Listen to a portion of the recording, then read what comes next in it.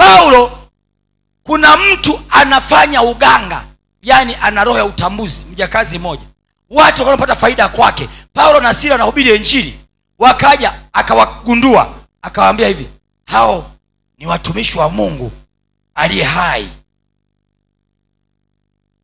Ni kweli alichokisema. Paulo akagundua hili pepo la utambuzi sio unabii. Na hapa walokole wengi wameibiwa kati ya unabii na roho ya utambuzi. Paulo akasema, wewe pepo, mtoke huyo haraka.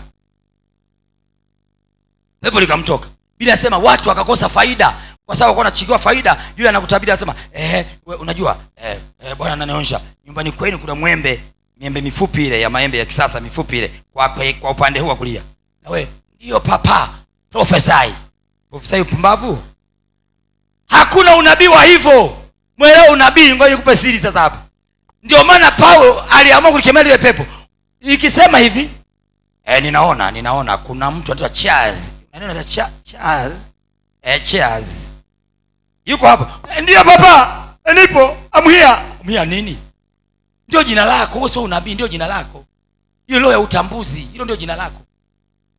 Mbona mnaelewa? Ndio maana watu wanaibiwa. Na majitu wanatajiri kwa sababu watu wa kanisa wameshika kwa unabii na utambuzi. Yale mambo yako waganga kienyeji ni utambuzi. Unabii ni supplies. Yaani unabii ukija, unabii na wewe muhusika, hicho kitu lazima usio nakijua. Ukijua ujue wewe sio unabii. Unanielewa? Angalia kwa karibu. Unajua wengine usipowatembelea hawaelewi. Unabii ni supplies, yani kitu ambacho na wewe ukijui na watu wote hapa lazima tusikijue. Ukiona umepewa unabii na hicho kitu nakijua kwamba una mume wako mfupi hivi, na wewe ukajua mume wako ni mfupi, ujue hilo ni pepo la utambuzi. Ikemea hapo litoke. Bwana asifiwe. Haleluya. Ipokee hiyo leo, itakusaidia.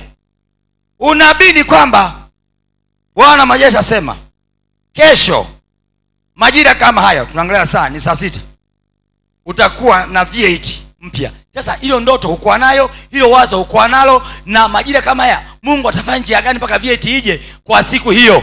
Kwa hiyo lazima uchanganyikiwe, na kesho ikija, huo ndio unabii. Sema amina. Watu wa Dar es Salaam msichanganye unabii na majanga. Watu wa Dar es Salaam ndio wanavurugaga sana. Na nabii anatabiri mambo wameshaenda, mnaliwa kweli. Yaani kisha kutabia kitu ambacho unacho, huo sio unabii. Na pepo la utambuzi tu nimekujua.